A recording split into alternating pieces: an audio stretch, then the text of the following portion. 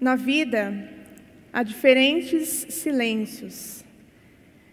Por exemplo, silenciamos quando somos pegos de improviso, de surpresa. Ficamos sem palavras porque naquele momento da surpresa o inusitado aconteceu e leva um tempo para que possamos conseguir nos organizar, compreender o que aconteceu, nos colocar de novo naquela situação. Tem também o silêncio que vem do medo. Algumas vezes passamos por uma situação que nos deixa amedrontados e paralisamos, não conseguimos agir e nem dizer nada. Mas há também silêncios que se produzem perante a beleza, nos deixam encantados. Quem de nós nunca ficou perplexo, paralisado também, surpreso, com uma paisagem linda? Chegou num lugar e ali você pôde parar, observar e falar: que lindo. E então vem o silêncio, para você contemplar aquilo que está diante de você. Há também o silêncio que nós reparamos numa música, numa melodia. Sim, uma música, ela está composta de notas e também de silêncio, de pausas. Sem os intervalos de silêncio, não há melodia, não há música. E se pararmos para pensar com a nossa vida de fé, acontece algo parecido, algo similar. Nós voltaremos nisso. Olhando para a nossa realidade, para o nosso dia a dia, para tudo que vivemos, podemos dizer que estamos perante uma nevasca, vivendo uma nevasca. E poucos de nós temos uma corda. Por que eu estou dizendo isso? Certa vez eu li na internet uma história de fazendeiros que moram no oeste do Canadá e que todos os anos se preparam para uma grande nevasca. E eles se preparam arrumando uma corda, amarrando esta corda na porta de casa, e esta corda vai até o celeiro.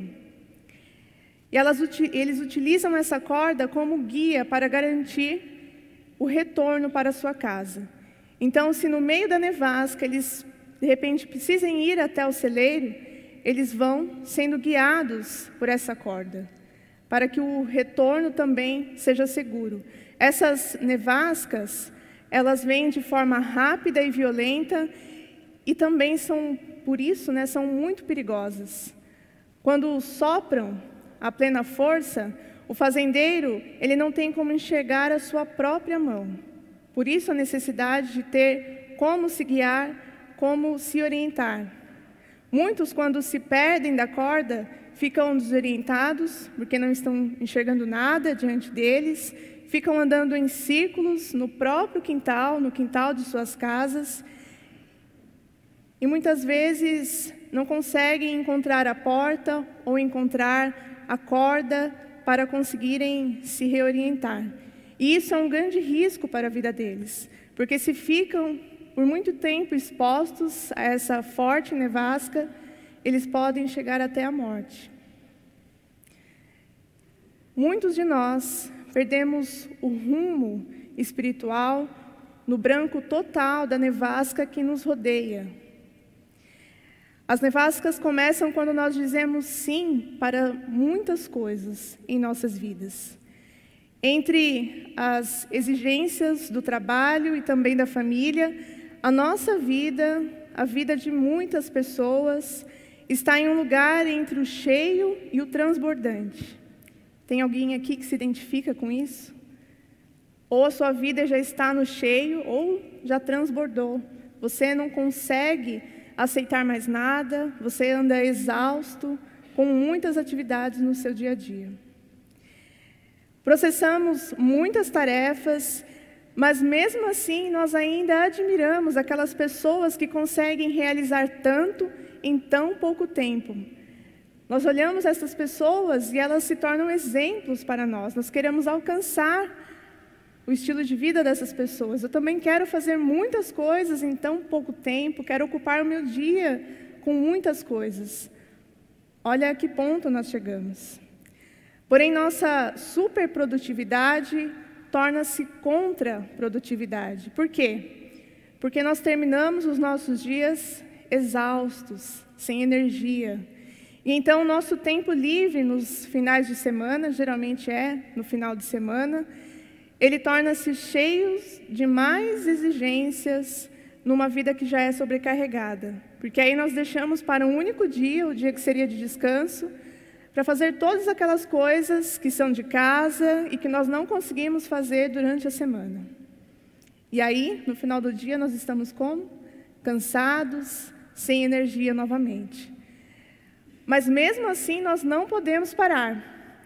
E se não estivermos ocupados o tempo todo, todos os dias, nós nos sentimos até culpados por perder tempo e não sermos produtivos ali naquela hora. A culpa fica rondando se você fala, hoje eu não vou fazer nada. Fica vindo na sua mente todas aquelas coisas que você teria que fazer. E aí você não descansa, a sua mente não fica quieta, e aí todo o seu corpo é influenciado. O nosso Deus, o nosso Senhor, está nos oferecendo uma corda para nos impedir que nos percamos. Essa corda nos leva sistematicamente de volta para Ele, para um lugar centralizado e um lugar consolidado. Essa corda pode ser encontrada em duas antigas disciplinas que são o início para a retomada do equilíbrio nas nossas vidas. São elas o descanso e o silêncio. Esses são atos que vão contra a cultura ocidental, mas são também declarações poderosas sobre o nosso Deus, sobre nós, sobre a forma como fomos criados, sobre os nossos relacionamentos, sobre as nossas crenças e também sobre os nossos valores. O descanso e o silêncio são cordas que nos levam de volta para o nosso Deus nas nevascas da vida. São cordas que nos ensinam a perceber a importância da pausa para que haja música, para que haja palavra verdadeira em nossas vidas. Quando realizamos estes dois, descanso e silêncio, de uma forma plena, querendo realizar e não como uma obrigação, o descanso e o silêncio nos oferecem um ritmo para a nossa vida, um ritmo que nos ata ao Deus vivo. Eu convido vocês a refletirem comigo sobre a imperfeição das nossas cordas atuais, as cordas que estamos utilizando atualmente no nosso dia a dia, no presente. Quando iniciamos nossa vida cristã, somos todos ensinados, orientados à prática de devocionais que normalmente consistem em 10, 15, 30 minutos por dia, e esses devocionais envolvem leitura da Bíblia, oração e leitura de alguns trechos de livros devocionais. Esperamos que isso nos capacite, então, a resistir à nevasca que está ao nosso redor, a nevasca que virá no decorrer do dia. Mas isso não acontecerá. Isso não acontecerá se o seu encontro com Deus for somente nesse período do dia. Posso te dizer que poucas horas depois de você realizar o seu devocional pela manhã, geralmente nós fazemos pela manhã, facilmente você poderá se esquecer que Deus está presente em seus assuntos diários. Ele está presente nas decisões, naquilo que deu certo e também naquilo que não deu certo. E aí, provavelmente, na hora do almoço, você já estará irritado, você pode ter dado uma resposta atravessada para alguém, você se encontrará desanimado, sem compreender o que está acontecendo com você, não percebendo a presença de Deus na sua vida. Nós queremos queremos muito, queremos de verdade prestar atenção em Deus durante o nosso dia. Esse é um desejo nosso. Mas em situações como essa, não está havendo uma integração entre a nossa rotina, a nossa saúde mental e a vida espiritual. Não está havendo essa integração importante para que haja equilíbrio nas nossas vidas. O descanso e silêncio, entretanto, oferecem-nos um ritmo, um equilíbrio para sentirmos a corda, ou seja, o próprio Deus estendendo a sua mão e nos auxiliando a voltar para casa. É necessário parar para se entregar. Esse é o próximo ponto, parar para se entregar. No centro de tudo isso está o parar para se entregar a Deus em confiança. O versículo que nós lemos em Salmo 46.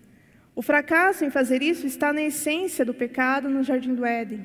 Adão e Eva não deveriam, naquele momento, buscar saber o que pertencia somente ao Deus onipotente. Deus estava lhes ensinando que, após o amadurecimento das suas realizações, das suas responsabilidades, do cumprimento de tudo aquilo que foi oferecido, dado a eles, Adão e Eva estavam sendo convidados a se entregarem a Deus em confiança, em confiança. Ação, depois passividade, empenho, depois relaxar, fazer tudo o que se pode fazer e depois ser carregado. Somente nesse ritmo o Espírito se realiza.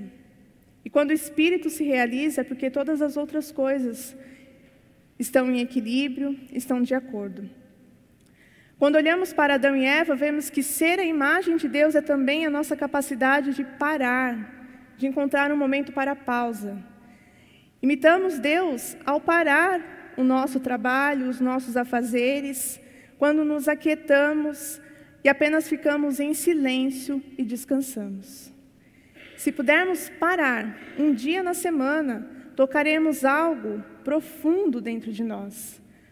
O nosso cérebro, o nosso corpo, nosso espírito e as nossas emoções serão programadas por Deus para um ritmo de trabalho, descanso em Deus, e então o silêncio fará sentido em nossas vidas.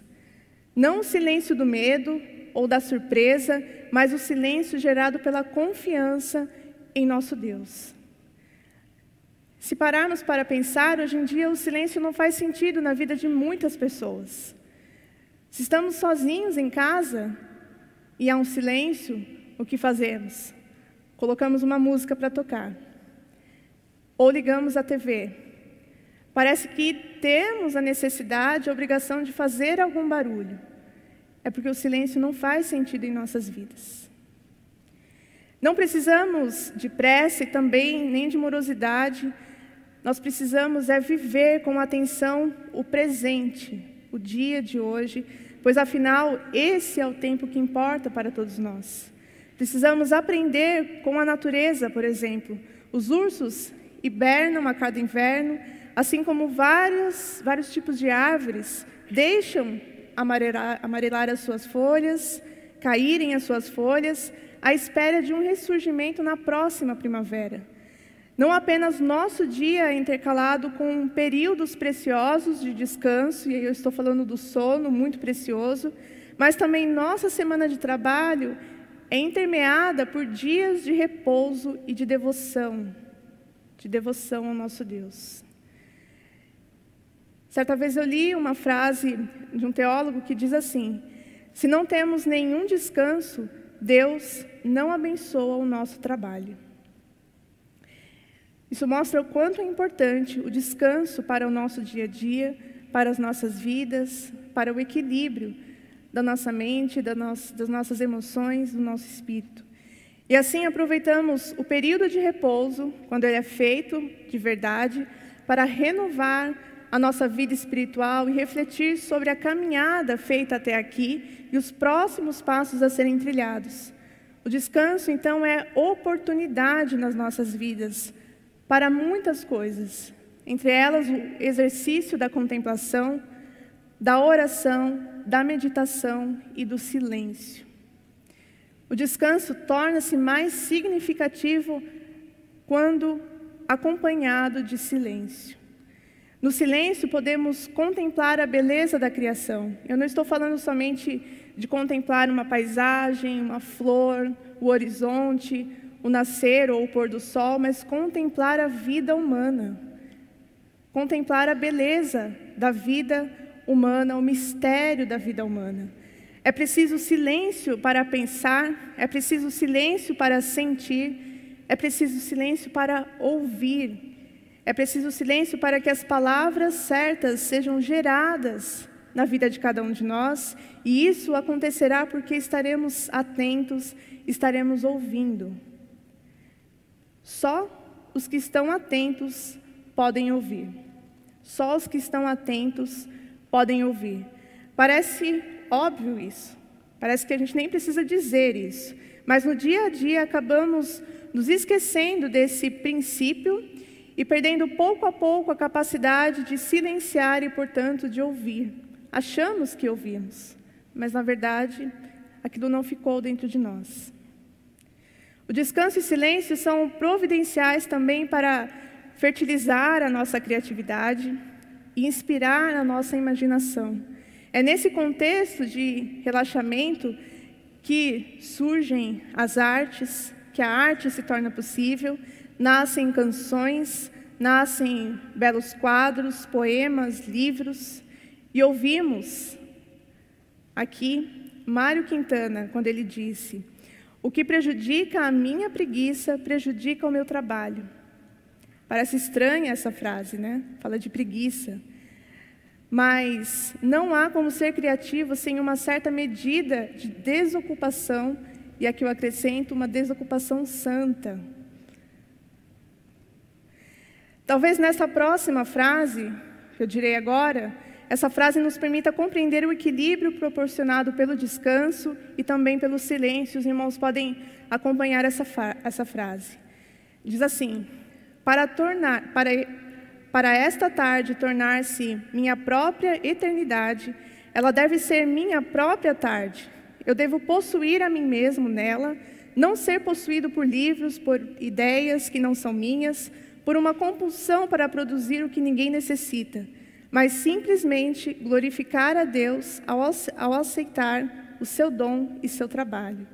Servi-lo é trabalhar de modo que eu mesmo possa viver.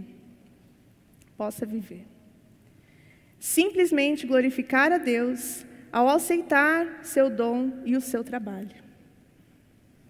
Quando descansamos, confiamos que Deus está no controle de todas as coisas e Ele continua trabalhando. Convido você para descobrir um tesouro antigo que nos auxilia nessa grande dificuldade. Me preparando para este sermão, eu li sobre a rotina de monges, e quando pensamos em silêncio, logo nos vem à cabeça a vida de pessoas que vivem em monastérios, e eu li sobre a vida de monges que vivem em Massachusetts. E a estrutura básica da vida deles se constitui de 4 elementos, os irmãos podem ver, que é oração e silêncio, juntas, trabalho, estudo e descanso. E é um programa diário para a vida deles. E esse programa, ele é mais ou menos assim, também será colocado na projeção.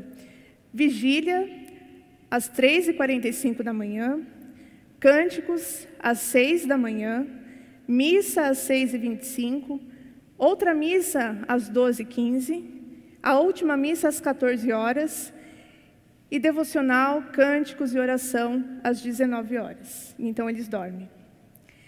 Nós podemos achar muita coisa esse ritmo de pausas, mas essa prática possibilitou a estas pessoas prestar atenção em Deus e serem levadas à sua presença durante todo o dia. Reflita um pouco mais sobre isso. Eles têm sim os afazeres deles, o trabalho deles, que é cuidar da plantação, cuidar de animais, mas nesses horários eles param. E o que nós compreendemos? Que os afazeres deles se adaptam à vida deles com Deus. Não é Deus se adaptando às multitarefas que eles têm no dia a dia. O que nós estamos fazendo? Pessoas como essas, que não vivem, que vivem em monastérios, num retiro, a gente pode até pensar, é um pouco mais fácil de fazer isso, mas e nós? Pessoas como você e eu, pessoas que têm um ritmo mais acelerado de vida, como nós podemos fazer isso? Como nós podemos inverter a nossa situação? Sendo que temos trabalhos, temos reuniões, temos decisões, temos estudos, provas, filhos, temos supermercado para fazer, uma casa para organizar, relacionamentos para cuidar. A palavra de Deus nos mostra que isso não é impossível. Nós podemos e devemos adaptar as nossas atividades na nossa vida com Deus, e não o contrário. tentar encaixar a nossa vida de fé nos nossos muitos afazeres. Os irmãos podem acompanhar. A Bíblia nos mostra que Davi praticava 7 momentos de oração em seu dia. Daniel orava 3 vezes por dia. Judeus, devotos do tempo de Jesus, oravam provavelmente 2 ou 3 vezes por dia. Jesus mesmo provavelmente seguiu esse costume judaico de orar um certo número de vezes por dia. E após a sua ressurreição, Jesus e seus discípulos continuavam a orar em certos momentos, em certos horários do dia.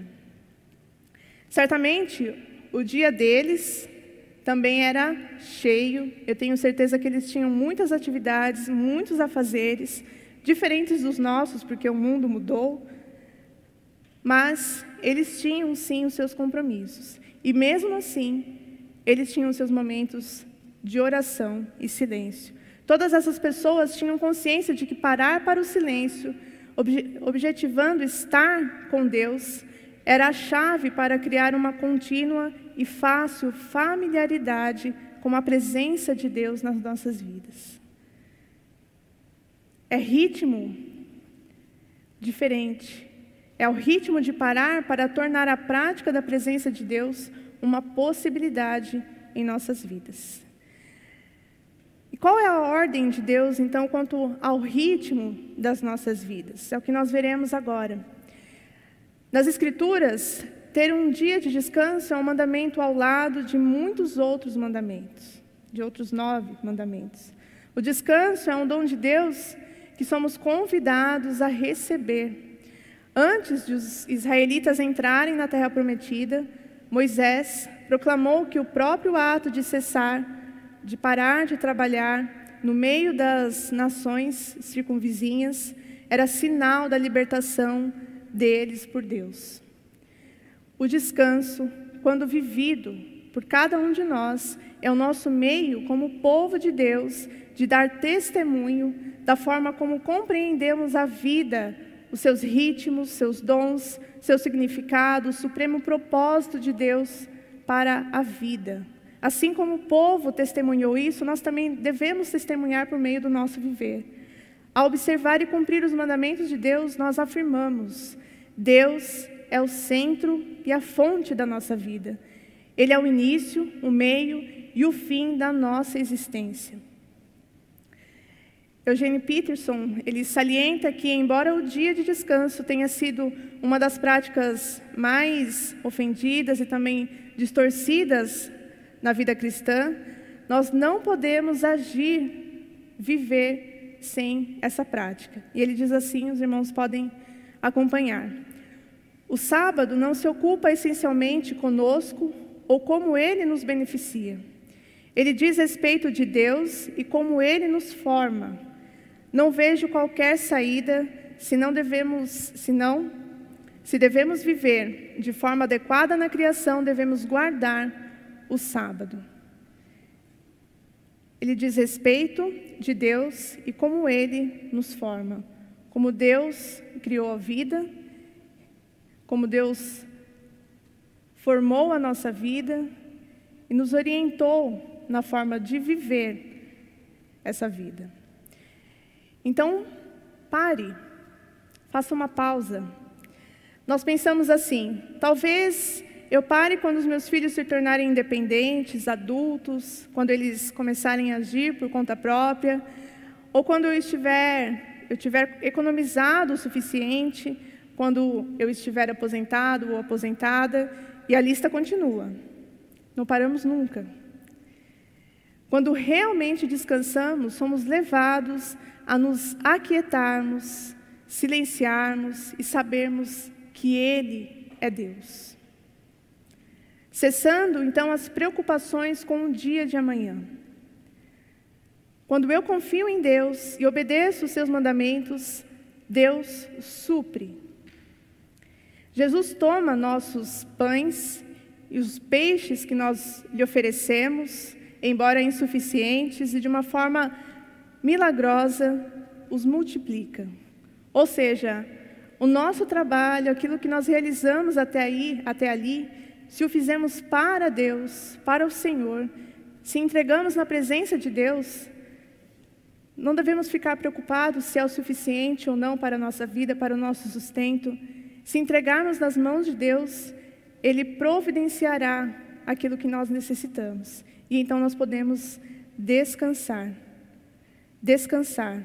Podemos confiar em Deus, confiar o suficiente para fazer então essa pausa.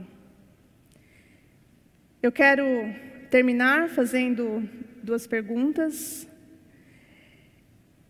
Quando você pode contar com momentos de silêncio e oração em sua vida? O que para você é necessário resolver antes de ter esse momento de silêncio e oração? O que não te permite ter esse momento de silêncio e oração? Porque quando você pensa em parar, você fala: lembrei de uma coisa, vou lá fazer, depois eu paro. Resolvi, agora eu vou parar. Não, mas tem outra coisa que é muito urgente, eu não posso deixar para depois. E aí eu não paro, novamente. Poucos de nós nos daríamos um dia sem obrigações com frequência. Deus dá um dia a você. Pense nisso. Se você começar a praticar essa pausa, o descanso, o silêncio, o deleite, a contemplação durante um período de 24 horas por semana, logo perceberá que os outros 6 dias da semana estarão infundidos das mesmas qualidades, benefícios que você alcançou no dia de descanso e silêncio. Eu desconfio que esse sempre foi o plano de Deus. Ter descanso para encontrar no silêncio o equilíbrio para a sua mente, para o seu corpo, para as suas emoções, para o seu espírito, e então perceber Deus presente em todos os momentos do seu dia, em todos os dias da sua vida. Eu encerro com um pensamento do filósofo Kierkegaard, que diz assim: o mundo e a vida, em sua situação presente, estão profundamente enfermos. Se eu fosse médico e tivesse de receitar, depois de consultado, diria: criai o silêncio. Criai o silêncio. E no silêncio sabei que o Senhor é o nosso Deus e nele podemos confiar e descansar. Que Deus assim nos abençoe. Amém.